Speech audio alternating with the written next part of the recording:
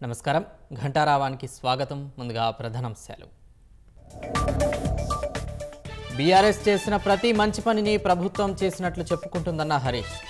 కాంగ్రెస్ నేతలు పరాన్నజీవులుగా ప్రవర్తిస్తున్నారని విమర్శ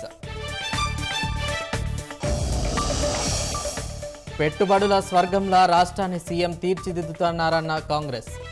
కొత్తగా 30,500 ఉద్యోగాలు రాబోతున్నాయని ప్రకటన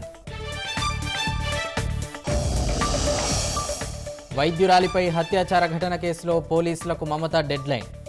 వారంలోగా పరిష్కరించాలని ఆదేశం లేదంటే సీబీఐకి అప్పగిస్తామని హెచ్చరిక హిండెన్బర్గ్ ఆరోపణలపై జేపీసీ దర్యాప్తునకు కాంగ్రెస్ డిమాండ్